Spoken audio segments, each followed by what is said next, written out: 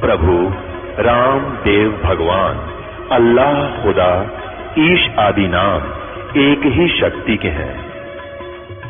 वो कैसा है, कहां है, कैसे मिलता है, किसने देखा है?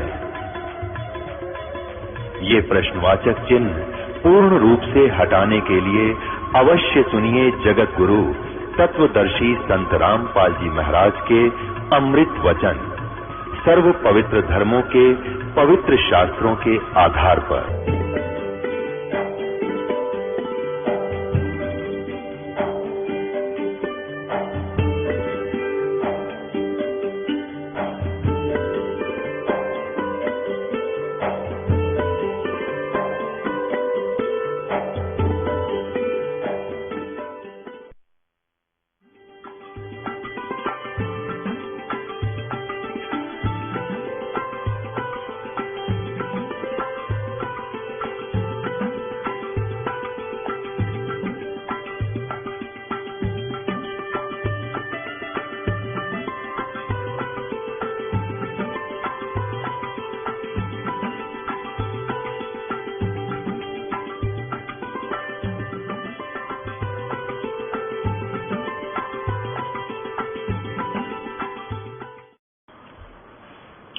बोलो सतगुरुदेव की जय। बंदी छोड़ कबीर परमेश्वर जी की जय। बंदी छोड़ गरीबदास जी महाराज जी की जय। स्वामी रामदेवानंद जी गुरु महाराज जी की जय।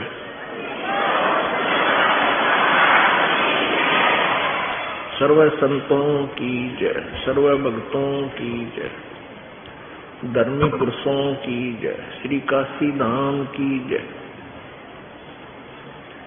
श्री छुडानी धाम की जय, श्री क्रोथा धाम की जय, श्री बरवाला धाम की जय। सत साहिब गरीब नमो नमो सतपुरुष को नमस्कार गुरु की नहीं। सुर नर मुनि जन साधुआ संतों सर्वसदी नहीं। सतगुरु साहेब संत सब डंडो तुम प्रणाम। आगे पीछे मध्य हुए तिन कुंजा कुर्बान। नराकार निर्विषम काल जाल भयबंधनम। निर्लेपम निज निर्गुणम अकल अनुबेशुंधुनम। सोहम सुरति समाप्तम सकल समाना निर्तल। उज्ज्वल हिरंबर हरदमम बेपरवा अथाह वार पार नहीं मध्यतम। ग्रीव जो सुमर सिद्ध होई गणनायक गलताना। करो अनुग्रह सोई पारस पद परवाना। आदि गणेश मनाऊं गणनायक देवन देवा। चरण कमल लो लाऊं आदंत करूं सेवा। परम शक्ति संगीतम रिद्धि सिद्धि दाता सोई। अवगत गुण अतीतम सत्य पुरुष निर्मोही। जगदम्बा जगदीशम मंगल रूप मुरारी। तन मन अर्पों शीशम भक्ति मुक्ति भंडारी। सुर नर मुनि जन ध्यावे ब्रह्मा विष्णु महेशा। शेष सहस मुख गावे पूज्य आदि गणेशा। इंद्र कुबेर सरीखा वरुण धर्म राय जावे। समर्थ जीवन जी का मन इच्छा फल पावे। 33 कोटि अधारा ध्यावे शेष 88। उतरे भव जल पारा कट है यम की फांसी। 33 कोटि अधारा ध्यावे शेष 88। उतरे भव जल पारा कट है यम की फांसी। कर जोरूं विनती करूं धरूं चरण पर शीश। गुरु जी राम देवानंद जी महाराज ने दियो नाम बख्शीश। कोटि कोटि सिजदा करूं कोटि कोटि प्रणाम। चरण कमल में राखियो मैं बंदी जाम गुलाम। कुत्ता तेरे दरबार का मोतिया मेरा नाम, गले प्रेम की जेवड़ी जाखें तो वहां जाऊं। तो करो तो बावड़ू, दूर दूर करो तो जाऊं। जो राखो तो ही रहूं, जो देवो सो खाऊं। जय इब के सतगुरु मिले, सब दुख आँखों रो। चरणों ऊपर शीस धरूं, कहूँ जो कहनी हो। कबीर साईं मिलेंगे, पूछेंगे कुशलात। आदि अंत की सब कहूँ अपने दिल की बात। गुरु जी तुम ना भूलियो, चाहे लाख लोग मिल जाए। हमसे तुमको बहुत है, तुमसे हमको नहीं। कबीर तुमरे विसारे क्या बने, मैं किसकी शरण में जाऊं। शिव ब्रंच मुनि नारदा, इनके हृदय न समाऊं। अब गुण किए तो बहुत किए, करत न मानी हार। बावे बंदा बख्श दियो, बावे गर्दन उतारे। अब गुण मेरे बाप जी, बख्शो गरीब नवाज। जो मैं पूत कपूत हूँ, बहुर पिता को लाजी। मैं अपराधी जन्म का, नख सिख भरे विकार। तुम दाता दुख भंजना, मेरी करो सवार। बंदे तू कर बंदगी,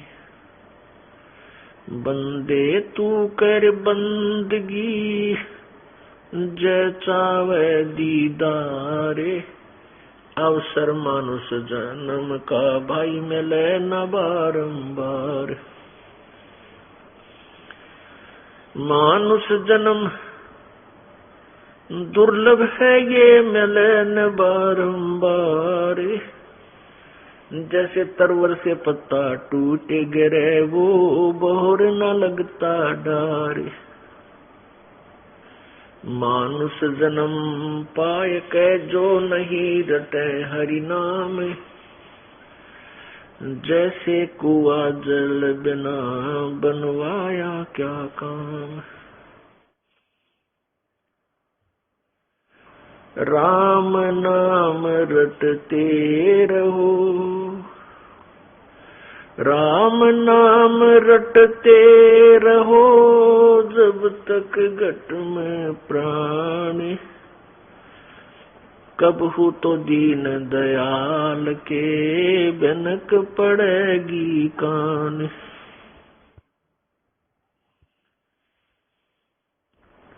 कबीर लूट सको तो लूटियो, राम नाम की लूट। पीछे फिर पछताओगे, हे प्राण जाएंगे छूट। नहीं भरोसा देह का, ये विंस जावे छन माही। श्वास उश्वास में नाम जपो, और यतन कछु नाही। कबीर श्वास उश्वास में नाम जपो, व्यर्थ श्वास मत खो। न जाने इस श्वास को आवण हो के न हो।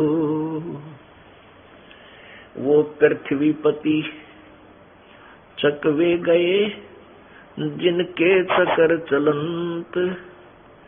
रावण सरीखे कौन गिने, ऐसे गए अनंत।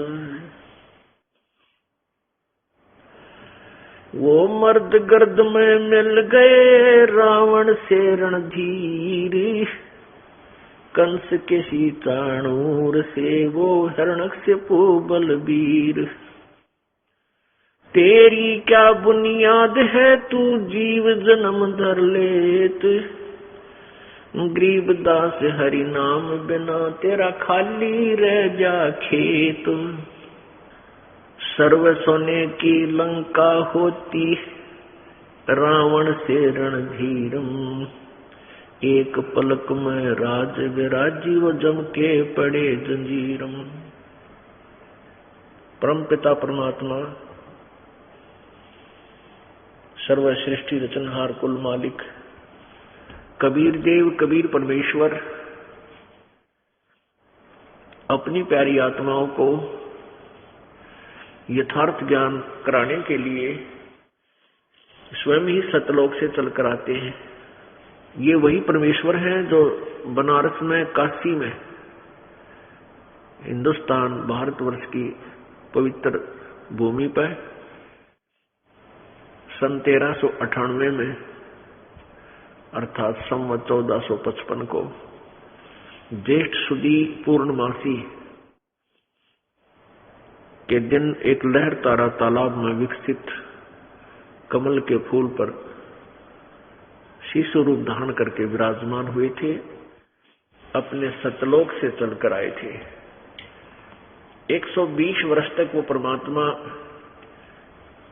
यहां रहे इस धरातल पर, और यहीं से सर्व ब्रह्मांडों का कंट्रोल भी करते रहे। और यहाँ एक तत्वदर्शी संत की भूमिका भी उन्होंने की, यथार्थ ज्ञान प्रचार किया। उस समय पूरा मानव समाज काल प्रेरणा से, शास्त्र विरुद्ध ज्ञान से परिपूर्ण होता है। तब परमात्मा आते हैं, अपने तत्व ज्ञान से उस अज्ञान रूप अंधकार को हटाते हैं। परमपिता परमात्मा हमें याद दिलाते हैं कि तुम्हें मानव शरीर आत्म कल्याण के लिए प्राप्त हुआ है। परमेश्वर बताते हैं कि मानुष जन्म पाकर जो नहीं रटे हरि नाम, भाई जैसे कुआं जल बिना फिर बनवाया किसका। अब जैसे जिस कुएं के अंदर जल नहीं है और वो कितना सुंदर बना रखा है, चाहे पक्का भी कर रखा है, उसको कंस्ट्रक्शन भी कर रखी है, बढ़िया प्लास्टर कर रखा है, यदि उसमें जल नहीं है उसका नाम कूप अवश्य है, लेकिन गुण कूप के नहीं है। इसी प्रकार जो मनुष्य शरीर पाकर के परमात्मा की भक्ति नहीं कर रहे, उनका नाम मनुष्य अवश्य है, लेकिन आकार मनुष्य जैसा है, लेकिन कर्म मनुष्य के नहीं है। क्योंकि मनुष्य का प्रथम कर्तव्य है परमात्मा की भक्ति करना, आत्म कल्याण करवाना। इस परमात्मा की भक्ति पर जब ये इंसान लगता है तो इसके अंदर शिष्टाचार, सदाचार, विनम्रता, विकार रहित ये होना पड़ता है, अन्यथा भक्ति नहीं चलेगी। तो इस भक्ति से, परमात्मा की यथार्थ साधना से ही ये मानव इंसान के गुणों युक्त होता है। अन्यथा जो भी परमात्मा की भक्ति ना कर रहे, बाकी जो कर्म है, शेष कर्म अन्य प्राणियों जैसे ही मनुष्य भी करता है। संतानो उत्पत्ति, उनमें मोह ममता, फिर उनके ही पालन पोषण के चक्कर में सारा जीवन व्यर्थ कर देना। ये तो पशु पक्षी भी करते हैं, प्रत्येक प्राणी कर रहा है।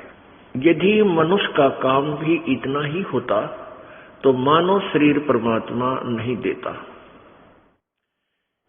84 लाख प्रकार की योनियां प्राणी बना रखे हैं, एक और बना देता और स्वरूप बना देता, उसको क्या देर लगती। मनुष्य शरीर इसलिए दिया है कि इसमें परमात्मा ने हमें बुद्धि दी है कि हम प्राकृतिक आपदाओं से बचने के लिए एक हट बना सकते हैं, झोंपड़ी डाल सकते हैं। उसको चाहे हट को आप पक्की ईंटों से बना लो, चाहे पत्थर से बना लो, और चाहे शेड डाल लो टीन का, या वैसे घास फूस की बना लो। उन सभी का कार्य है प्राकृतिक आपदाओं से बचना। जैसे आंधी आ गई, ओले गिर गए, एकदम वर्षा आ जाती है, धूप अधिक होती है, सर्दी ज्यादा होती है, तो हम इन आपदाओं के कारण व्यवस्थित नहीं रह सकते।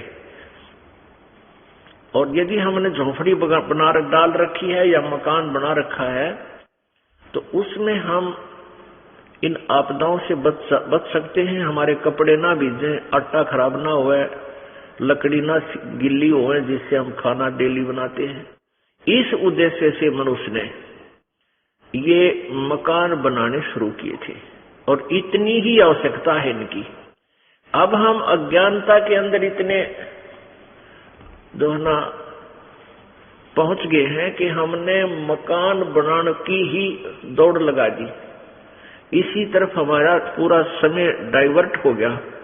बढ़िया कोठी बनावे, 2-2, 3-3 मंजिल की बनावे, उसमें चिप्स लगावे हैं, उसी के अंदर पता नहीं के डेकोरेशन रख ले, और फिर इतनी अच्छी कोठी बनाएंगे 10-20 लाख रुपए की, तो वो 2 नंबर से धंधा करना पड़ेगा, पाप का भागी होगा, भगवान का दोषी, सरकार का दोषी, और भक्ति नहीं कर सकता वो प्राणी। ठीक है, परमात्मा ने आपके भाग्य में आपके पूर्व जन्म का किया हुआ पुण्य दिया हुआ है, उससे आपके पास पैसा भी है, तो मकान बना लीजिए, जैसा भी आपका पॉकेट अलाउ करता है बना लीजिए। लेकिन फिर एक कोठी बन गई, फिर दूसरी बना ले, फिर तीसरी बना ले, कोई बात हुई है? और फिर एकदम मृत्यु हो जा, फिर गधा बनकर, कुत्ता बनकर उन कोठियां के गली में भी नहीं बैठ सकता। अंदर तो बात दूर है, बाहर भी नहीं बैठ सकता, मारेंगे लठने का, दूर मारो इनका, कुत्ते से बीमारी ना लग जा। क्यों? खाज लगेगी, टांग टूटेगी, आंख फूटे। अगर इसे निकम्मे आदमी की जो भक्ति नहीं करता, सारा जीवन बर्बाद कर देता है अपने इस माया के जोड़न में। तो पुण्यात्माओं, ये बातें जो परमात्मा हमें याद दिलाते हैं अपने पवित्र वाणी के माध्यम से, परमात्मा कहते हैं कि ये बातें कहने सुनने की नहीं है, ये कर पाड़ने की है। ये हमने सुना दिया, आपना अच्छी लगी तो आप आगे सुनाने लगे। नहीं, आगे सुनाओ अवश्य, लेकिन स्वयं अमल करो पहले, उसके बाद दूसरे पे आपकी बात का असर होगा, नहीं तो कोई प्रभाव नहीं पड़ेगा, आप भी अपना जीवन व्यस्त करोगे। तो क्या बताते हैं परमात्मा के, मानुष जन्म पाके जो नहीं रटे हरि नाम, और जैसे कुआ जल बिना फिर बनवाया किस काम। मानुष जन्म दुर्लभ है, ये मिले न बारंबार, जैसे तरवर से पत्ता टूट जा वो बहुत न लगता डार। अब जैसे आज आप एक परिवार रूपी आपका एक पेड़ है, आप उसके पत्ते हैं, और एक पत्ता गिर गया टूट गए, वो पुनः स्थापित नहीं हो सकता उसी डार पर। इसी प्रकार आपका ये मनुष्य शरीर एक बार हाथ से छूट गया, आपको फिर प्राप्त नहीं होगा इस परिवार में, यही शरीर। अब कहने का भाव ये है कि हमारा यहाँ पर अस्थायी ठिकाना है, और इसका ये भी नहीं मालूम ये है कितने दिन का। ठीक है, हम अप्रोक्सीमेशन लाकर अंदाजा सा लाकर जी रहे हैं कि 100 वर्ष तो आदमी जी ही जाता है। अब 80, 70, 80 साल के बाद तो ये शरीर जी आपकी जान का झाड़ हो जाएगा। ये जियो चाहे मरो, एक जैसा स्थिति में आ जाता है। तो 50, 60, 70 साल तक इसका जीवन है, और उसका न्यू भी ना पता पहले कब टिकट कट जा, न जाने कब और किस कारण से ये मृत्यु शरीर संसार त्याग कर चला जाए। तो उसके लिए परमात्मा कहते नहीं भरोसा देही का, ये विनस जावे छनमाही। और कहते हैं भाई श्वास उश्वास से, जो आपको मंत्र मिला है प्रभु का सतनाम, जो श्वास उश्वास से सिमरण होता है, कहते श्वास उश्वास से नाम जपो भाई और यतन कछुनाई।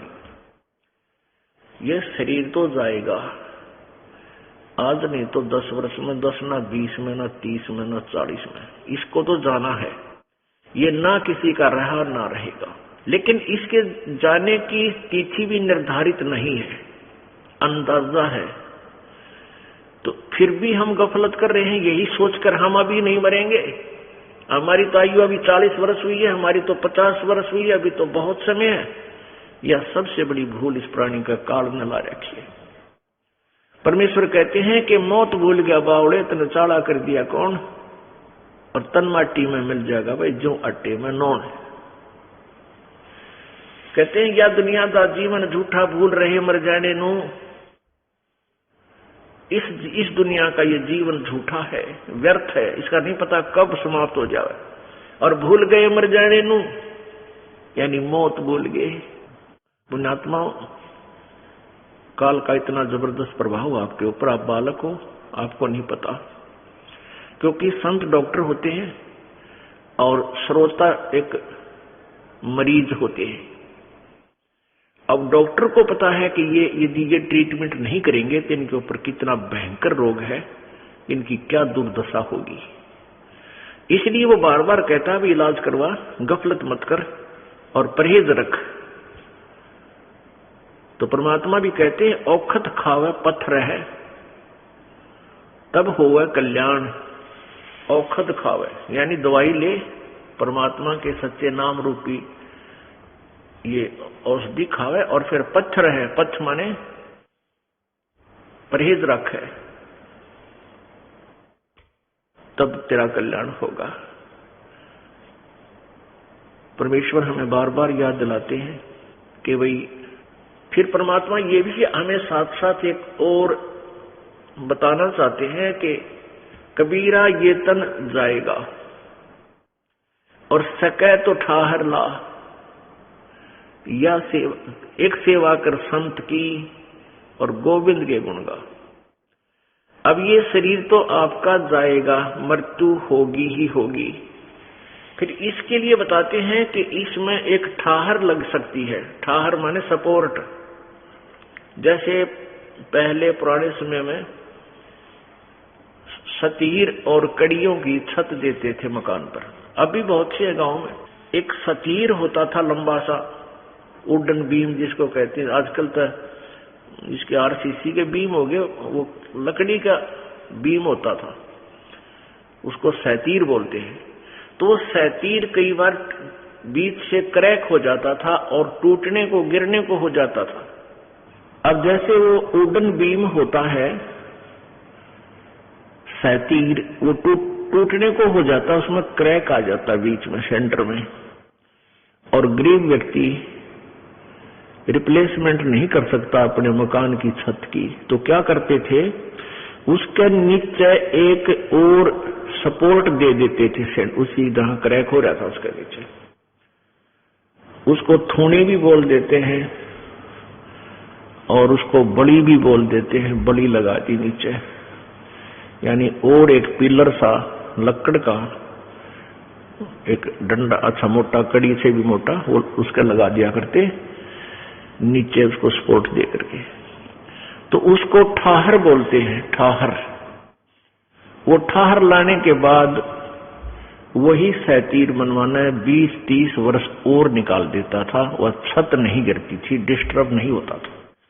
ऐसे परमात्मा हमें याद दिलाते हैं कि यदि तू इस जीवन को एक्सटेंड भी करवाना चाहता है, वैसे तो तेरा कोई भरोसा नहीं है, ये तो उस वुडन बीम से भी कमजोर शरीर है आपका, और कभी भी किन्हीं कारणों से ये विनाश हो सकता है। और इसमें आप कुछ ठहर लाना चाहते हो, इसको एक्सटेंशन करवाना चाहते हो, तो क्या बताया है, कबीर ये तन जावेगा, सके तो ठाहर लाए, एक सेवा कर संत की और गोविंद के गुण गाए। संत की सेवा करने का तात्पर्य है कि पूर्ण संत को ढूंढ कर खोज कर उनके द्वारा बताए गए भक्ति मार्ग पर आप लग जाइए और जो वो मंत्र जाप आपको दे उस नाम का जाप कीजिए। अब परमात्मा आपको बताते हैं कि राम नाम रटते रहो जब तक घट में प्राण, और कदे तो दीनदयाल कहे भनक पड़ेगी कान। अंतिम श्वास तक, जब तक तेरे शरीर में श्वास है तब तक तूने इस भक्ति का स्मरण, इस नाम का सिमरण करते रहना होगा। और कहते हैं फिर कदे तो दीनदयाल कहे भनक पड़ेगी कान। परमात्मा कहते हैं कल्पे कारण कौन है कर सेवा निकाम, और मन इच्छा फल देऊंगा जो पड़े मेरे ते काम। अब परमात्मा कहते हैं तू कल्पना छोड़ दे और जो हम मार्ग तुझे बता रहे इस अनुसार तू भक्ति करता रहे, और फिर तुझे जब मेरे से काम पड़ेगा, यानी परमात्मा सतर का जब आपका कार्य होगा, फिर देखना मैं तेरी कैसे रक्षा करता हूं। अब हम अनजानपने में हम घने बोले हैं और हम काल के द्वारा घने सताए गए हैं। हम क्या समझते हैं, किसी का बेटा था पहलवान सा हो गया, तेने सोच लिया बस तेरा बेटा कैसा कोई नहीं, यू इतना सुरक्षक हो गया, और बेटा एक्सीडेंट में मर गया, फिर कौन? तो हमारी ये कुतरुआ कैसी सोच है। हम भगवान उस सतर पर नहीं आते जहां भगवान हमें लाना चाहता है।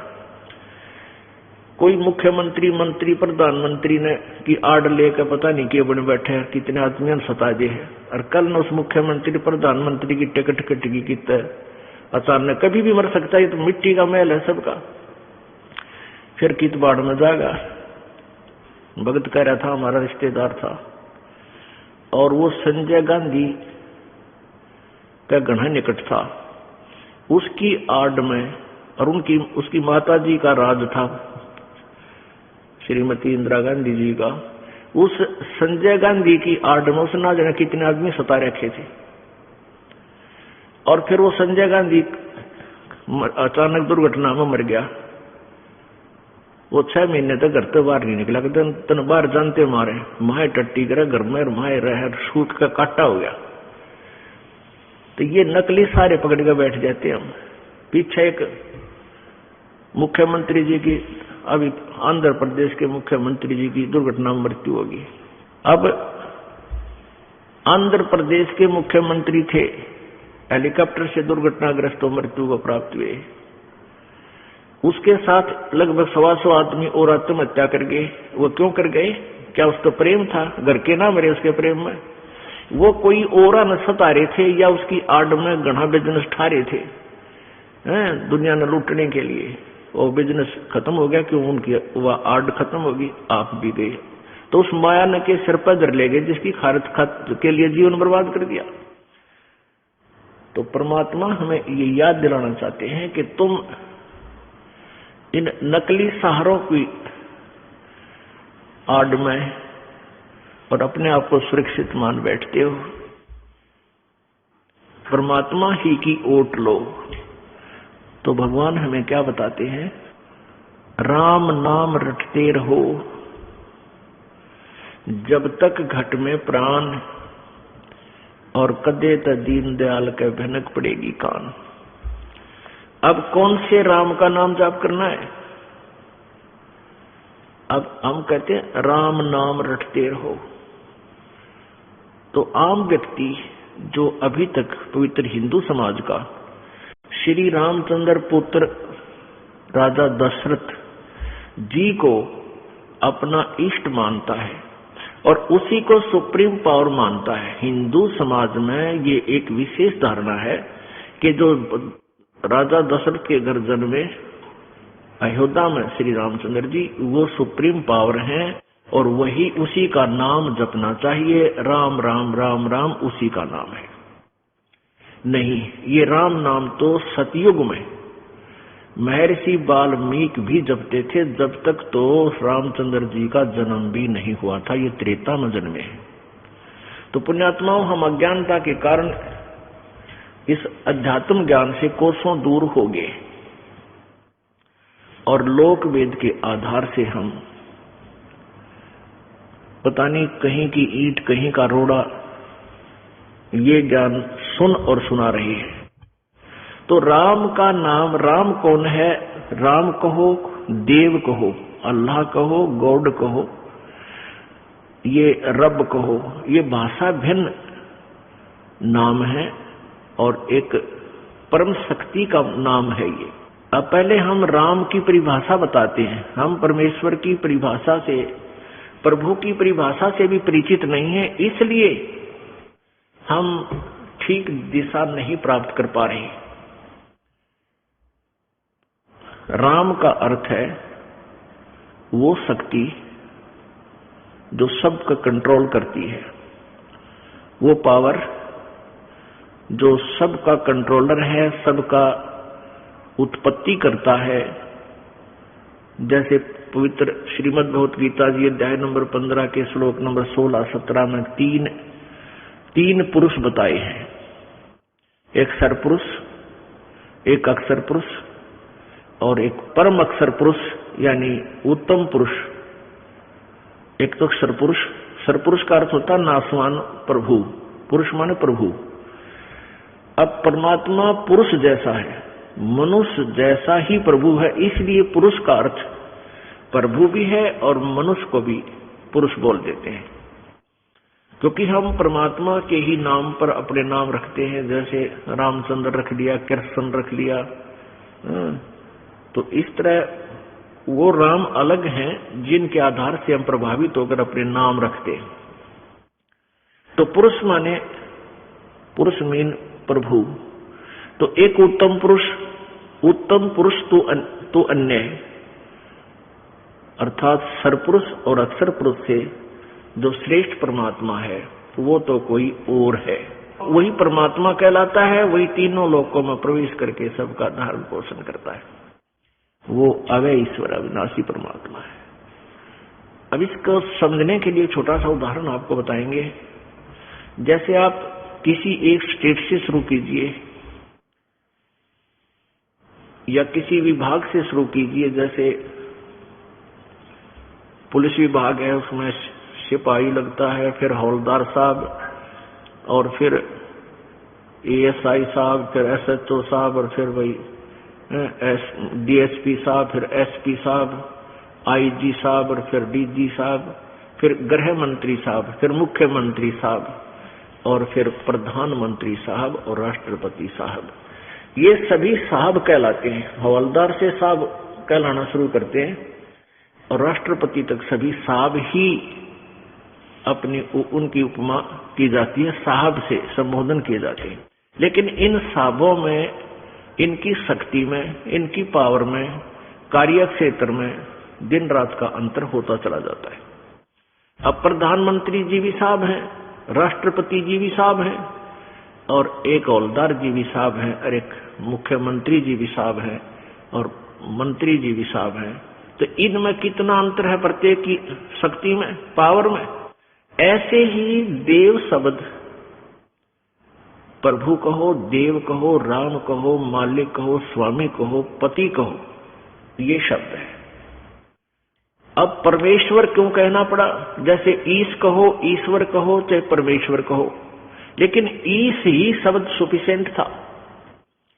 ईश कहो, चाहे राम कहो,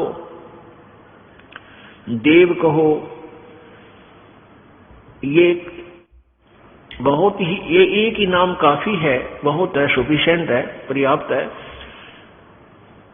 प्रभु की परिभाषा के लिए। लेकिन ये साहब गणे हो गए। अब जैसे ब्रह्मा विष्णु महेश, ये भी साहब हैं। ये एक ब्रह्मांड में एक एक विभाग के साहब हैं, मालिक हैं, प्रभु हैं, स्वामी हैं। रजोगुण विभाग के ब्रह्मा जी, सतोगुण विभाग के विष्णु जी, तमोगुण विभाग के शिव जी। ये एक ब्रह्मांड में और केवल 3 लोकों में, पृथ्वी लोक, एक पाताल लोक, ऊपर स्वर्ग लोक, इन 3 लोकों के प्राणियों के ऊपर ये स्वामी है, एक विभागीय मंत्री है। इनके पिताजी अर्थात ब्रह्म, ज्योति निरंजन कहो, इसे सरपुरुष कहो, जो गीता जी अध्याय नंबर 15 के श्लोक नंबर 16 में 2 प्रभु बताए हैं, 2 पुरुष बताए हैं, एक सरपुरुष एक अक्षर पुरुष। तो इनके पिता जो सरपुरुष यानी ब्रह्म है, वो 21 ब्रह्मांड का मालिक है, स्वामी है, राम है, देव है, और उस प्रत्येक ब्रह्मांड में ये as a chief minister role करता है। समझने के लिए इतना समझो। और इसके तीनों पुत्र यहाँ के एक कैबिनेट सत्र के मिनिस्टर होते हैं, ये समझो। और बाकी 33 करोड़ देवता वो अलग अलग उनके और विभाग दे रखे हैं। अब जैसे एक विधानसभा में, जैसे हरियाणा की विधानसभा में 90 MLA की सीट है, ये फिक्स्ड है, ऐसे ही 33 करोड़ देवताओं की फीस, ये सीट फिक्स है। इतने ये देवता बनते ही बनते हैं और ये मरते रहते हैं, दूसरे उस योग्य होते हैं, उनको उस पद पर विराजमान कर दिया जाता है। ये भी नासवान है। ब्रह्मा विष्णु महेश एक विभाग में केवल एक विभागीय मंत्री हैं, और इनके पिता जो ब्रह्म है वो 21 ब्रह्मांड में राम है, 21 ब्रह्मांड के स्वामी हैं। और जो गीता जी अध्याय नंबर 15 के श्लोक 16 में जो 2 पुरुषों में से जो अक्षर पुरुष है, ये परब्रह्म समझो। अक्षर पुरुष को परब्रह्म भी बोलते हैं। एक ब्रह्म, एक नेक्स्ट ब्रह्म, इससे दूसरा ब्रह्म। तो उसके 7 शंख ब्रह्मांड हैं, 7 शंख, जैसे गणित के हिसाब से करते हैं, लाख, 10 लाख, करोड़, अरब, खरब, ऐसे। तो नील पद्म शंख, 7 शंख ब्रह्मांड का वो स्वामी है। इसकी आयु बहुत ज्यादा है, इसलिए इसको अविनाशी यानी चिरस्थायी कह सकते हैं।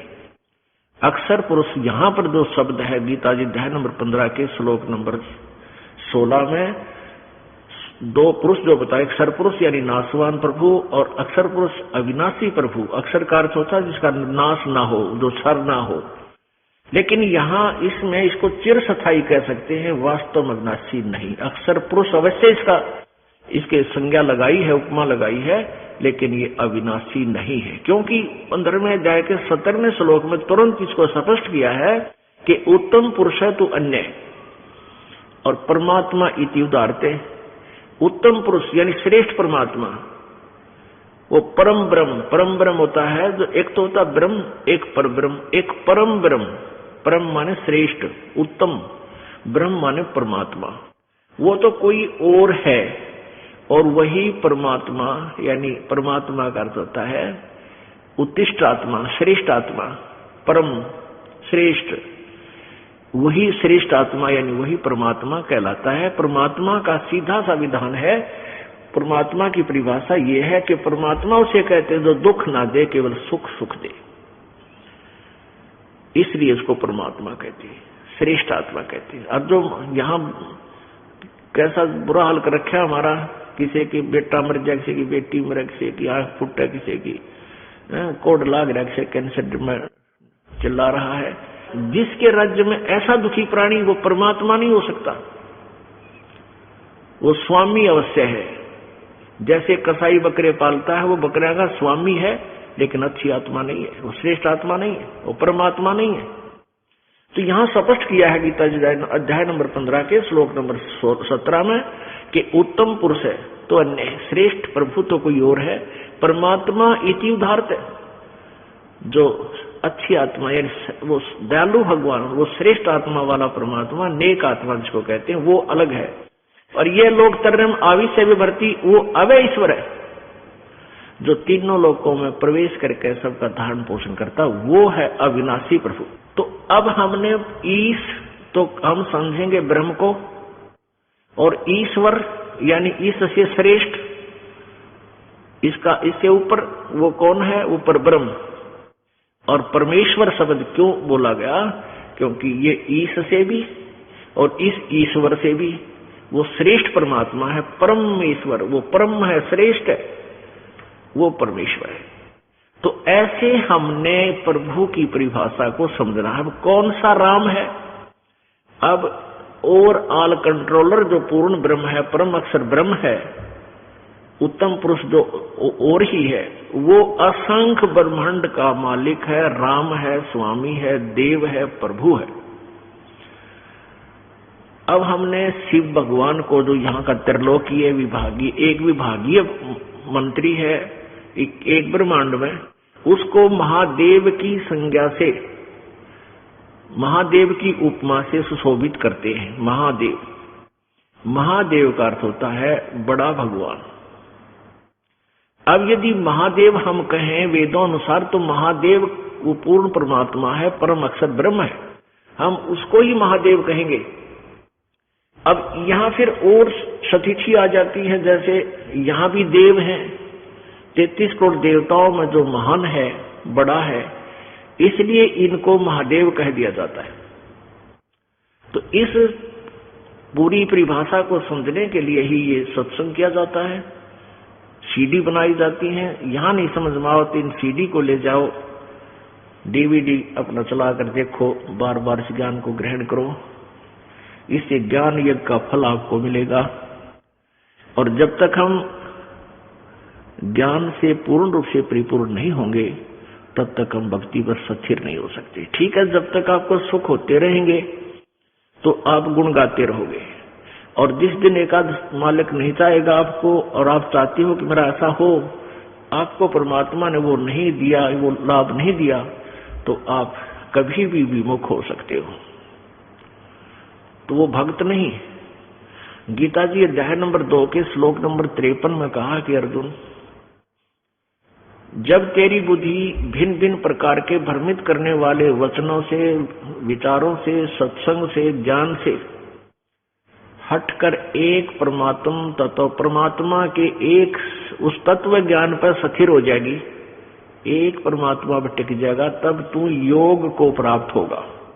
यानी तब तू भक्त बनेगा तो योगी होगा, अन्यथा तुझे कोई विचलित कर देगा बीच में और तू भक्ति नहीं कर सकेगा। तो ये दास चाहता है कि आपको ऐसा ज्ञान सुनाऊं कि आप बीच में अपनी भक्ति में विचलित ना हो। नहीं तो परमात्मा क्या बताते हैं, 100 वर्ष सतगुरु की पूजा, एक दिन आन उपासी, वो अपराधी आत्मा फिर पड़े काल की फांसी।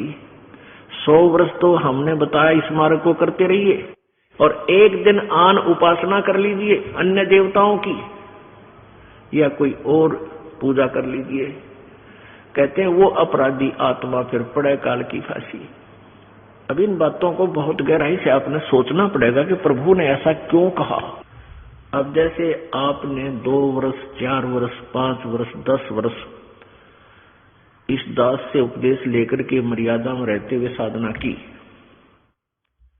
आपके पुण्य गुड अकाउंट में लिखे गए, फिर आप विचलित हो गए, इस भक्ति मार्ग से विचलित कर दिया किसी नालायक व्यक्ति ने, और आप में ज्ञान था नहीं, तो आप काल की फांसी गल गई। आप कहे आप अन्य पूजा करने लगी या पूजा करनी ही बंद कर दी,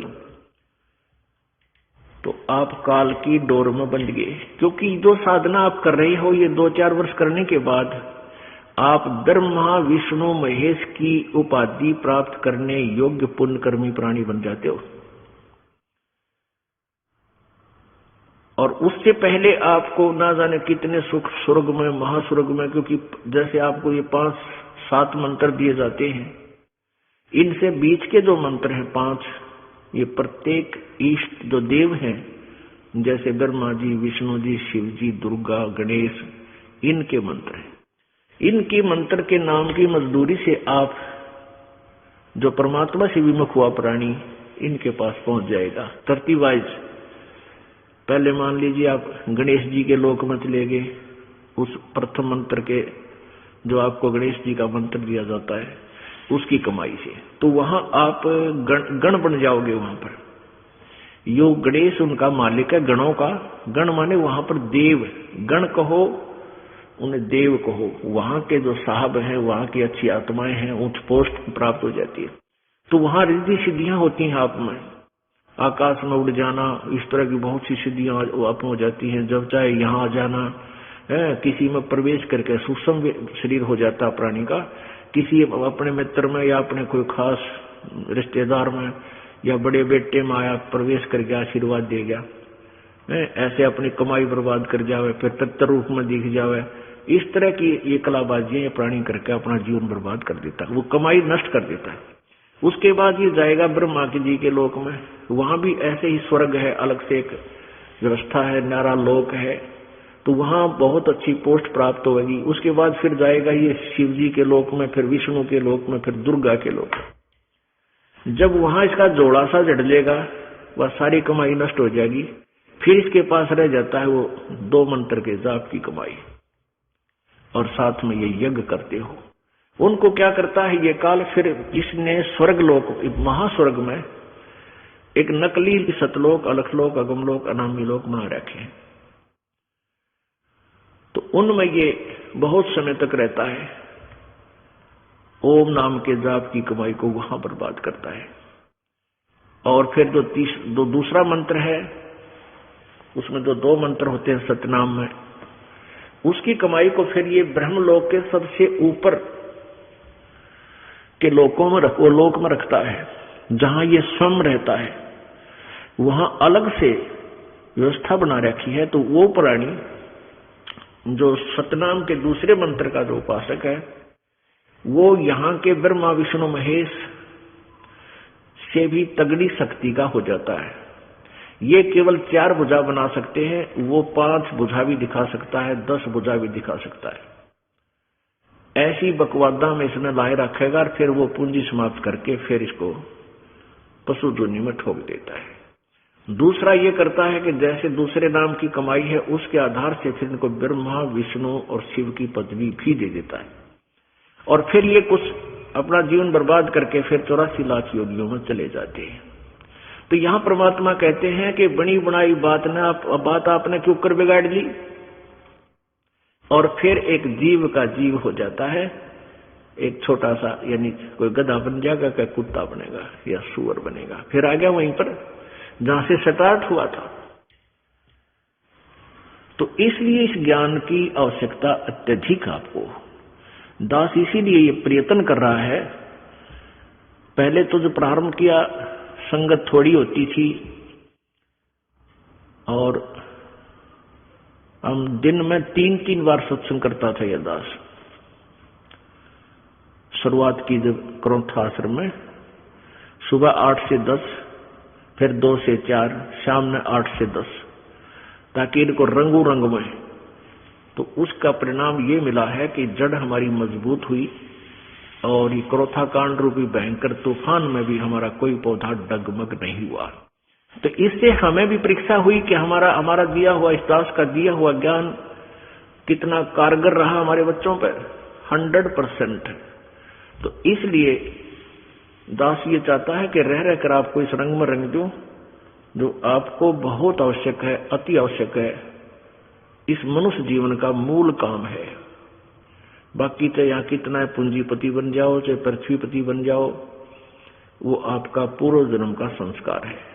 भविष्य आपका 0 होता है जो सत भक्ति नहीं करता। अब आपको परमात्मा की परिभाषा बताएगी। तो इसलिए परमात्मा कहते हैं स्वयं आकर के, प्रभु अपनी महिमा आप ही करते हैं, आप ही बताते हैं। आप पे आरती, आप पे साजे, आप पे किंगर, आप पे बाजे, आप पे ताल झान झनकारा, आप नचे अब देखनारा।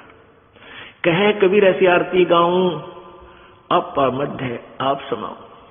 आप पे भगवान बने, आप पे भगवान है, आप ही दास बने, आप ही तत्वदर्शी संत बने, और आप ही अपने ही ऊपर उदाहरण दे करके आपको समझावे।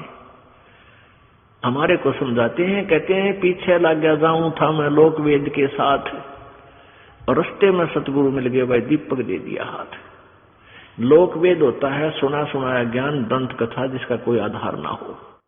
जैसे हम ब्रह्मा विष्णु महेश जी को सुप्रीम पावर सर्वेश्वर महेश्वर के कोई माता पिता नहीं, ये सारी ब्रह्मांडों के मालिक हैं, कुल के मालिक हैं, ऐसा सुना करते थे, ऐसा हम जानते थे। ये था लोकवेद। अब इनकी कहानी हमने इन्हीं की जीवनी में पढ़ी, इनकी कथा सुनी। ये स्वयं स्वीकार करते हैं कि हमारा तो जन्म और मृत्यु होता है, हम अविनाशी नहीं हैं। ये परमेश्वर कबीर जी द्वारा दिए गए उस दीपक के रोशनी में हमें दिखाई दिया। पहले हम अंधेरे में डले ढोरे थे। अब देखिएगा, क्योंकि यहां ये कंसेप्ट क्लियर करना अति आवश्यक हो गया। अब आपको दिखाते हैं ब्रह्मा विष्णु महेश की सखी थी, और हम क्या मानते थे? लोक वेद था वो। तो परमात्मा क्या बताना चाहते हैं कि हम ऐसे लोक वेद के साथ अपना जीवन बर्बाद कर रहे थे, पीछे लागे जावा थे। रास्ते में सतगुरु मिले, यानी सच्चे ज्ञान देने वाले सतगुरु तत्वदर्शी संत मिले। फिर ये तत्व ज्ञान रूपी दीपक हमारे सामने, हमारे हाथ में थमा दिया, तो अब हम अंधेरे में भटकेंगे नहीं, सीधा रास्ता ग्रहण करेंगे। अब देखिएगा श्रीमद् देवी भागवत,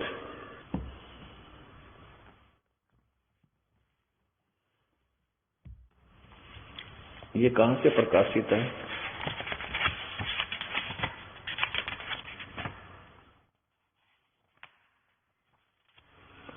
ये कहां? ये है भक्तों की आराध्या भगवती दुर्गा। ये दुर्गा को कहते हैं देवी, दुर्गा पुराण है ये समझो।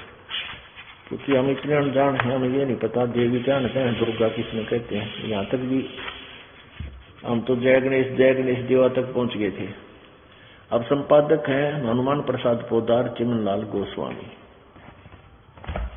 और ये कहां से प्रकाशित है? गीता प्रेस गोरखपुर से। प्रकाशक है, मुद्रक हैं गीता प्रेस गोरखपुर, गोविंद भवन कार्यालय कोलकाता का संस्थान। ये इनके फोन नंबर, फैक्स नंबर है। इस पुस्तक के 123 पृष्ठ पे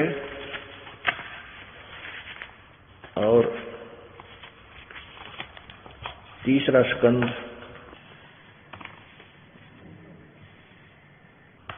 पृष्ठ नंबर 123,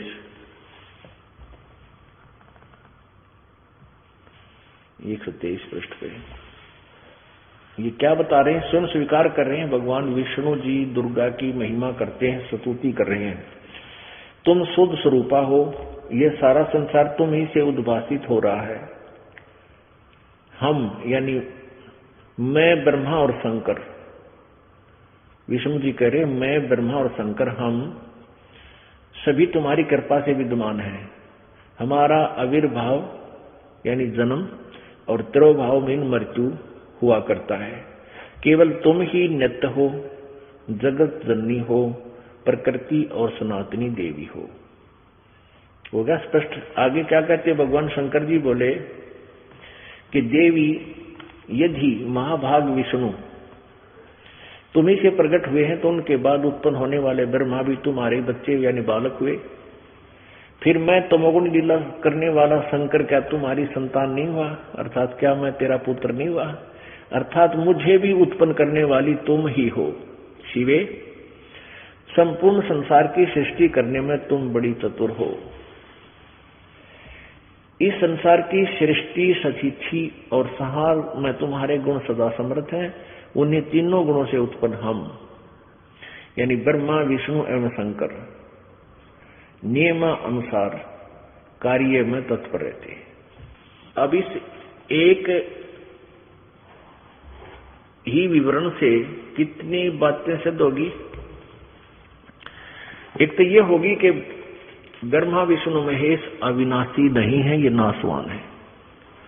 ये सर्वेश्वर महेश्वर कहां से हो गए जब ये आपजन्म मृत्यु में है? इनकी भक्ति से जीव सथिर कैसे हो सकता है? दूसरा ये हुआ कि रजगुण ब्रह्मा है, सतगुण विष्णु, तमगुण शिव जी। और तीसरा ये हुआ कि ब्रह्मा विष्णु महेश की माता दुर्गा है, देवी है। और अभी तक हम इनके विषय में क्या सुना करते थे? वो लोक वेद था। तो परमात्मा कहते हैं पीछे लग गया जाऊं था मैं लोक वेद के साथ, और रास्ते में सतगुरु मिल गए, ये दीपक दे दिया हाथ। अब ये तत्व ज्ञान रूपी टॉर्च आपके हाथ में है। अब इसकी रोशनी में हम भटक नहीं सकते।